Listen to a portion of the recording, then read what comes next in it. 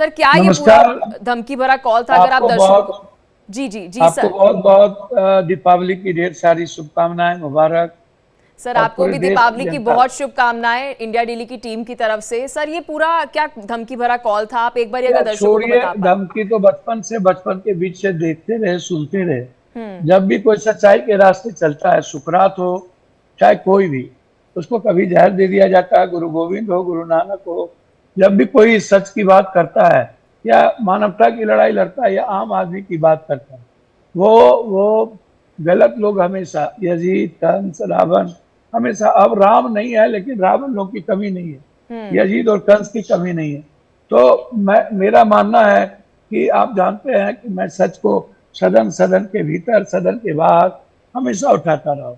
ठीक है, और मेरा हमारे साथ दूसरा पप्पू मानना, यादव जी, हमारे मैनेजिंग एडिटर अरविंद चतुर्वेदी जी भी जुड़े हुए हैं, वह भी आपसे सवाल पूछना चाहते हैं। Arvind ji, over to you. नमस्ते नमस्ते पप्पू जी। प्रणाम भैया। मित्र होने के नाते मुझे भी आपकी चिंता है, लेकिन मैं आपसे ये पूछना चाह रहा हूं कि ये जो कॉल आपको आई है, अब इसमें कितनी हकीकत है। मैं आपसे तो एक समझना चाहता हूं कि क्या कोई जांच रिपोर्ट इस पे देखिए आई। देखिए जी। देखिए देखिए, एक बात समझिए।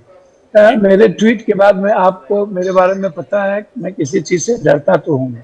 ना कोरोना में कोरोना से डरा, ना बाढ़ में ब्लड इन्फेक्शन से डरा, ना मैं अभी बाढ़ आया उससे डरा, ना मैं अभी शराब में 112 लोग मरे वहां हम गए जहां अभी हम काम करते हैं लोगों के बीच। 3 बजे रात तक रहते हैं, झारखंड के लिए काम कर रहे हैं। जहां कांग्रेस की जिम्मेदारी दी जाती है, महाराष्ट्र गए, डर होता तो हम महाराष्ट्र नहीं जाते।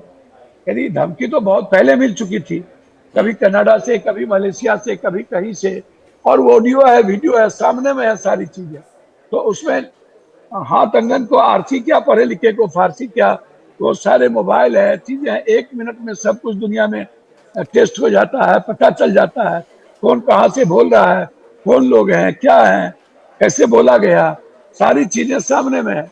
हमको किसी से व्यक्तिगत दुश्मनी तो है नहीं, और कोई निजी दुश्मनी तो मेरी है नहीं, ना मैं निजी दुश्मनी करता हूँ, ना मुझे कोई लेना देना।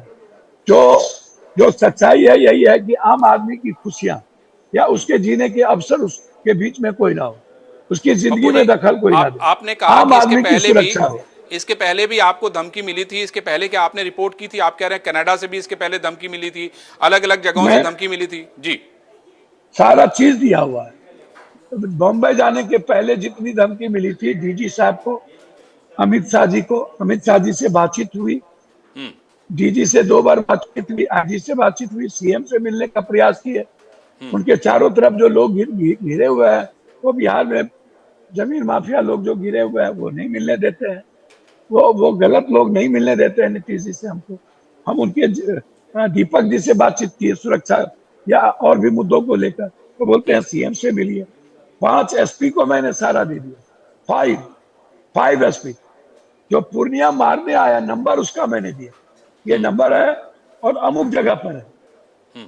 कुछ नहीं हुआ, सारे ऑडियो टेप वीडियो सब दिए, चुप है। लेकिन पप्पू जी, ये मैं आपसे पूछना वो चाह रहा हूँ कि किसी लॉरेंस से आप, एडिटर, लॉरेंस से आपकी क्या दुश्मनी है? क्योंकि आपका लॉरेंस से तो कोई लेना देना नहीं है।